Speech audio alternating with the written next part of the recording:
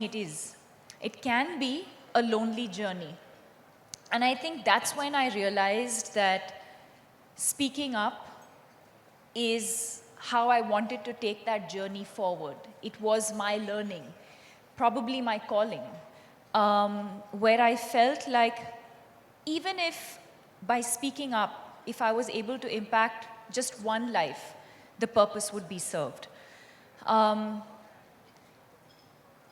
Where in 2022, I never imagined that today, if you asked me in 2014, would I be sitting here having this conversation with you about the incredible work the foundation has done? No. At that point, it was really about just doing one interview on a national television or one interview just to be able to reach out to as many people as possible and share my experience. And then when I did that, it didn't feel to me like the journey ended there. It felt like just the beginning. It felt like there was so much more to say and so much more to do. And that culminated into the foundation and all of the work that we do today. Wow. If we just go back, and you do so much excellent work with this, I think like you're saying, if it can impact even one life, of course, when you spoke about it publicly, before that you had to speak about it privately because we all acknowledge it and you reach out to somebody, a friend, whoever, to talk about it. And I think that's the first step that people find very difficult to make. So if you can just talk to people about that, did you face any resistance? Did you face acceptance? What happens in that first step? So I give all the credit to my mother for recognizing the signs and symptoms. Because it just happened out of the blue. I was on a career high, everything was going well, so there was no reason or no apparent reason why I should have felt the way I was feeling. But I would break down, for no reason. I would feel, there were days when I just didn't want to wake up. I would just sleep because sleep for me was an escape. I was suicidal at times. And so having to deal with all of that, and when my parents live in Bangalore, and every time they sort of visited me, even now when they visit me, I always put on a brave front, like everything is okay, and you always want to show your parents that you're fine,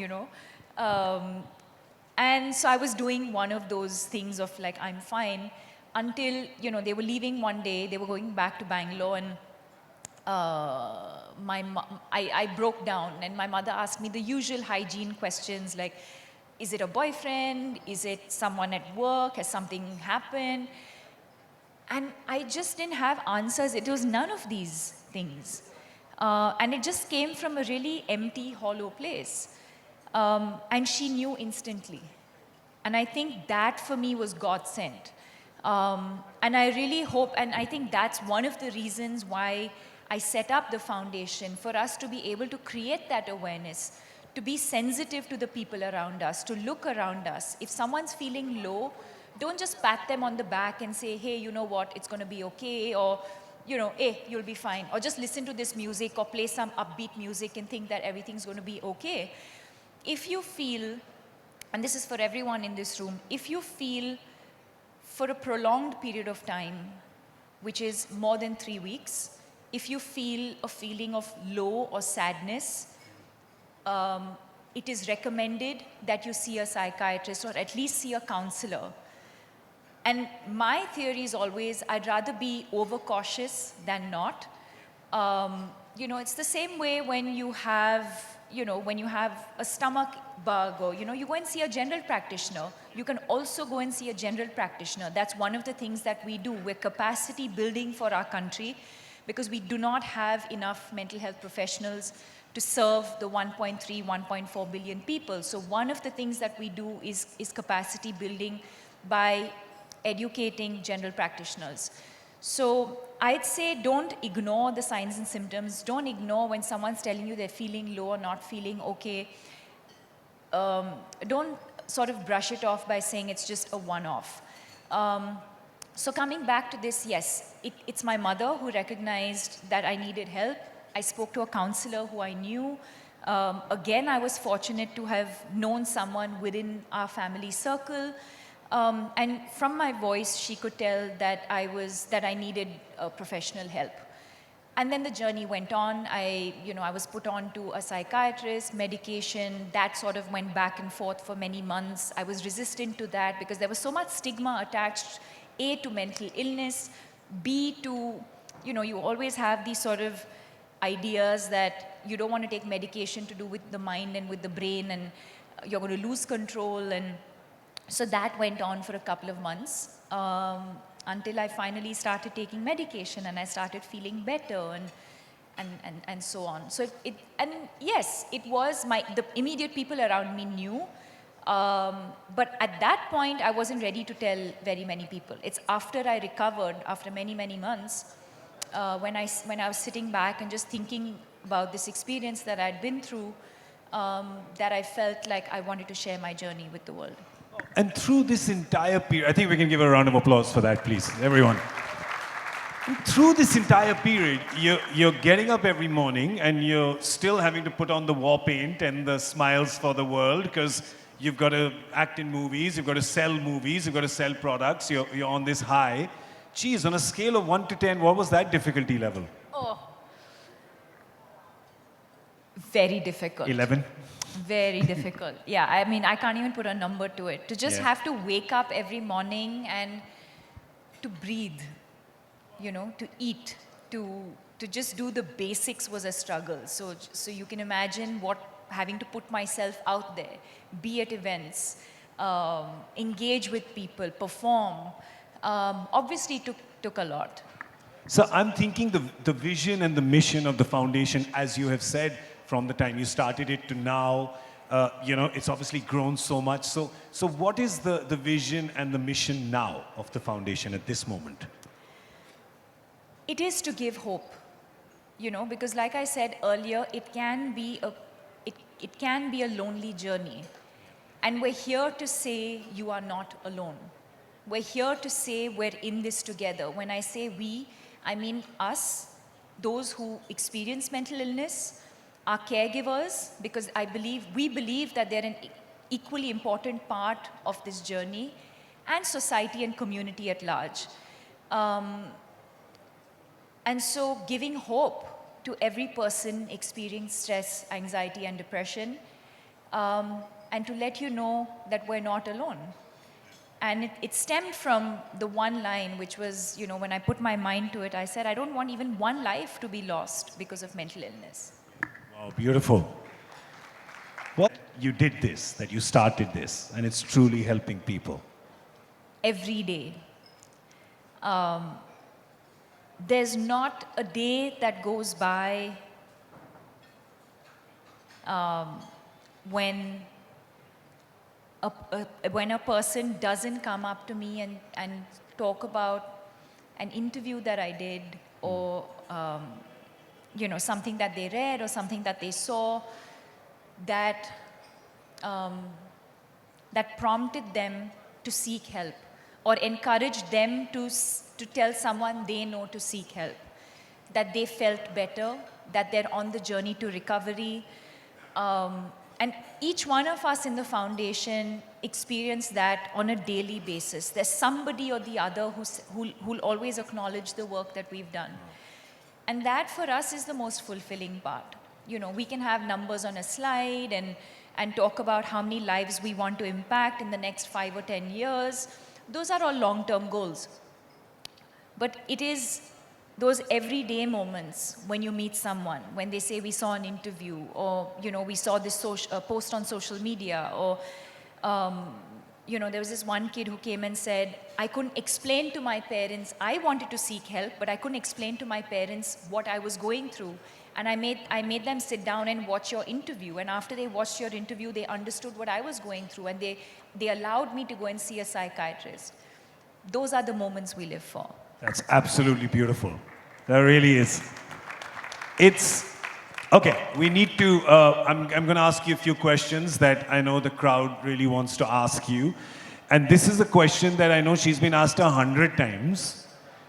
And that's why I'm going to change the question. My most favorite movie? No. Okay. It's the same vein it is. That, okay. It's like, They're like, if you were not an actor, what would you be? So I've changed it to if you were not a badminton player, what would you be? Because that means you can't say badminton player. But badminton would not have been my answer. Oh, we have something new coming. Yeah. So let's just, guys, just rewind, just delete. Let's do a little Christopher Nolan here. Just delete that. So Deepika, the question is, if you were not an actor, what would you be? I would have probably been an interior designer.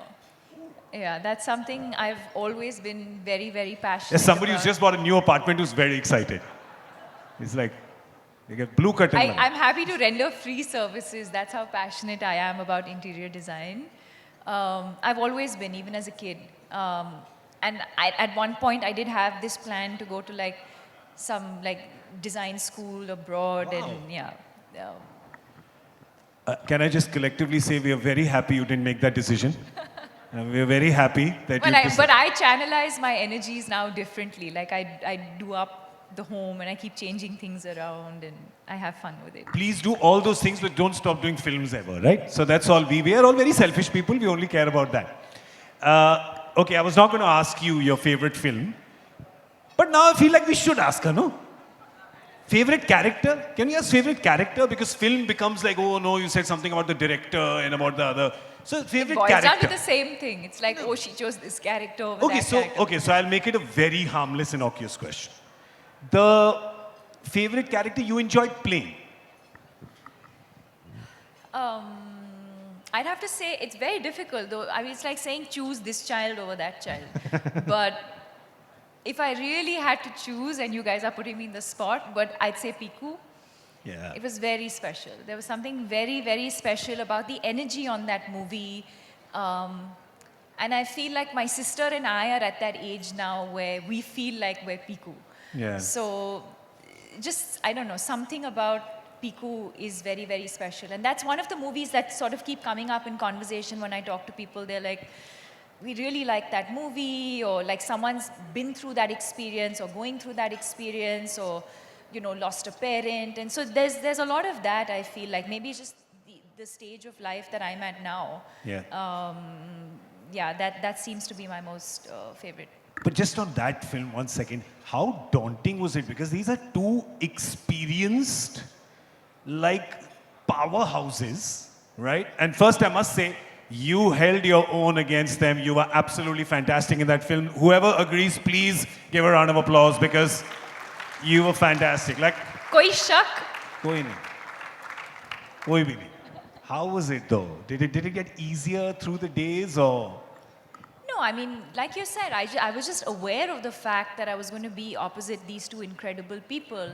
But I think what makes for great collaboration is when you're not competing with the, you know, Yeah. with your co-stars. You're really genuinely invested in telling a good story. And I think that's what we were there to do. I don't think Irfan was trying to be one up on Mr. Bachchan, or he was trying to be one up on anyone. You know, it's Yeah. just, it was a beautiful collaborative process, and I think we were all just invested in giving our best to the film.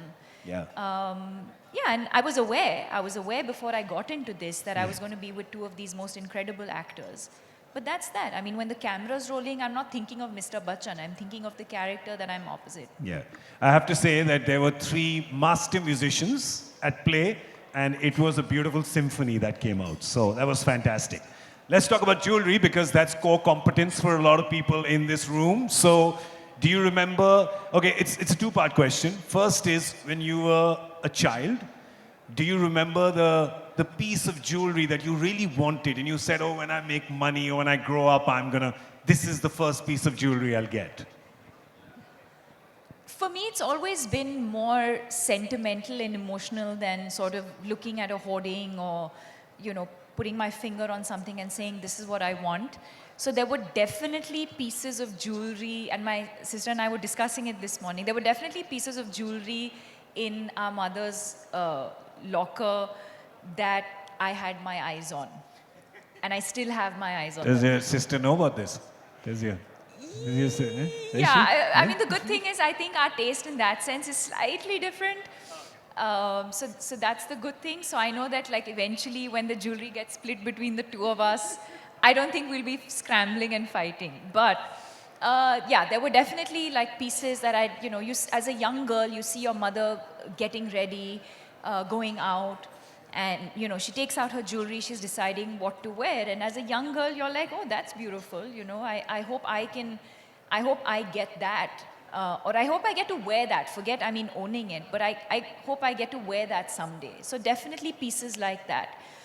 And I think being a South Indian, definitely a lot of traditional South Indian craft in the jewelry, which is temple jewelry, which I absolutely love. That's very, very different from, say, jewelry from any other part of the world. And that's something I really enjoy wearing as well. And do you remember the first piece of jewelry you bought when you started earning money? Yes, I bought myself a pair of solitaires. Small. Ah, look at that. That's the diamond table. Very small, large for me at that point. But yes, I remember buying myself a pair of solitaires. Fantastic. Okay, before we wind up, I think people here want to know one thing about you that nobody knows. Give us something. Give us like one thing, something. Like you drink rasam straight from the katori or something. Just like we need something. I drink rasam like this. Oh, Lord. See, that I love South Indian food and rasam rice, I'm sure everybody knows that. I revealed the fact that if I was not an actor or a badminton player, I'd love to be an interior designer. That I'm OCD, does anyone know that? Okay. Somebody said, yeah, I am. Yes, we know. Somebody said, I am. Oh, you know that. Are you as well? Are you? No, you're not. Are you sure? Put her bag on the table. Let's see. Take it away from. Oh, she did. Well done. That I'm very punctual. Does anyone know that? I'm punctual. Okay, No, they don't know. Time management. Time management. Okay, I'm great with multitasking. I'm very good with time management. And my gut instinct is something I protect. These are all nice, cool things she's saying. Okay, yeah. fine. I'm a great. Okay, wait. We were hoping for like something which makes you more human like us. Do I win a hamper or no for this answer of mine? There's no. Okay, this bottle of water. I'll give you a bottle of water, yeah. I'm a great baker. I bake really well. Okay, now how do I argue with perfection, right? Unfortunately, we can't find any imperfection in this perfection. Tell me. Like, are you clumsy? Like, do you drop food when you eat? Oh yeah, all the time. I was known for this. Yeah? Like when I was small, and now she's going to start laughing. We never remembered restaurants based on, or my family never remembered restaurants based on the name of the restaurant. It was the restaurant where Deepika dropped milkshake, the restaurant where Deepika dropped a fork, the restaurant where she spilled sweet corn soup on herself. So that's how we remembered restaurant names. Nice. And I think that's how those restaurants are now advertising in Bangalore as well. This is where Deepika spilled soup, so please come and have some. Ladies and gentlemen, Deepika Padukone, a big round of applause, please. Thank you so much for being here. Thank you. Thanks, everyone. Can we please have a big round of applause?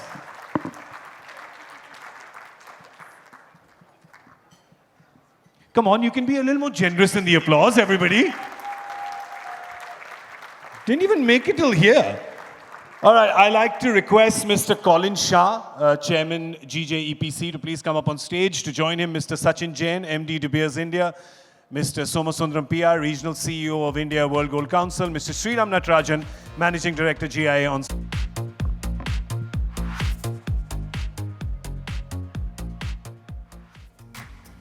Ladies and gentlemen, this is also all of you. Thank you so much for your time, your donations. Thank you so much for your generosity towards the foundation.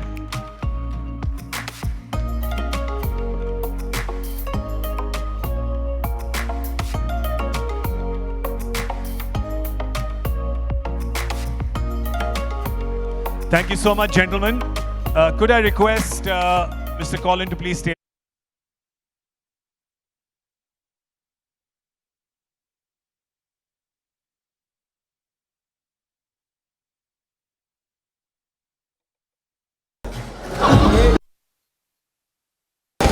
Deepika ji स्नेह बोला देखे सामने देखो दीपिका जी सामने देखे ma'am सामने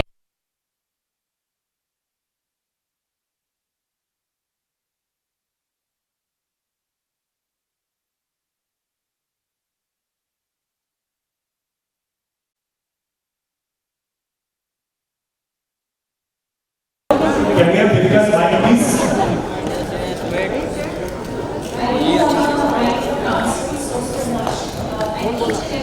Vinod thank you बोल रहा है दादा हल्का खाली हल्का पीछे हल्का सा बस बस बस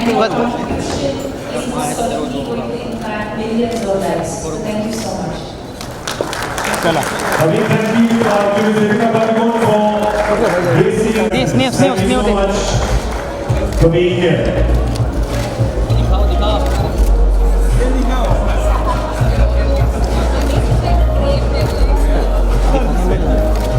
थोड़ा यहाँ पर भी दिखा दो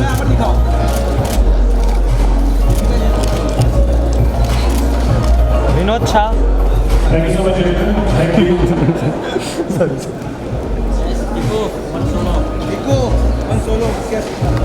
चल भाई मैम सामने दीपिका जी यहाँ पर क्या बात सेंटर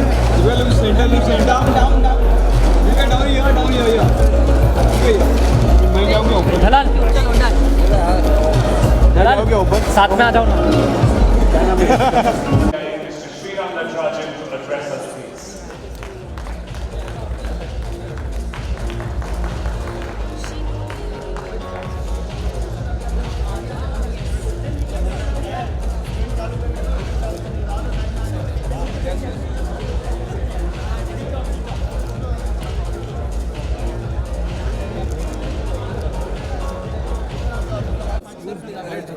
मैडम ने बोला है मैडम ने बोला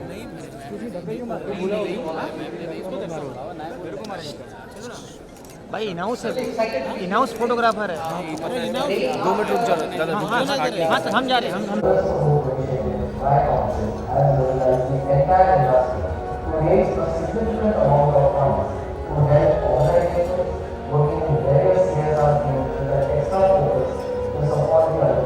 Last year, Indian jewelry industry contributed 21 crores to the PM's care fund to support the country's efforts to acquire ventilators, ICU beds, patient monitors, and other equipment for an isolation ward for COVID-19 patients, and contribute generously to all council initiatives for the betterment of society and the nation.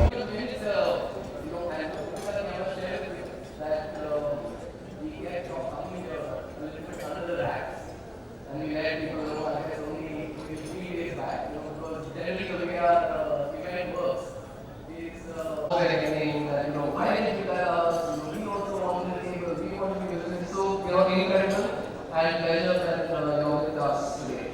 So you saw the video, and as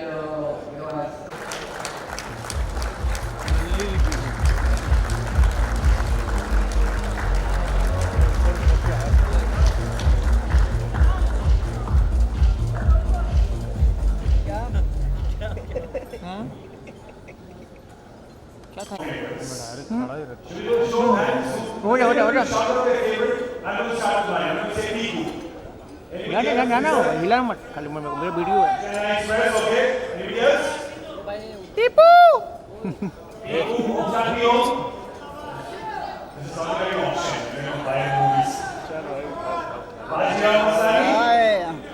love you मस्त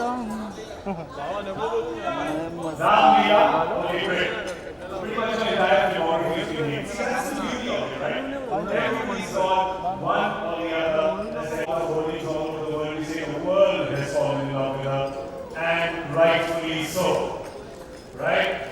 In 2018, Time magazine named her one of the 100 most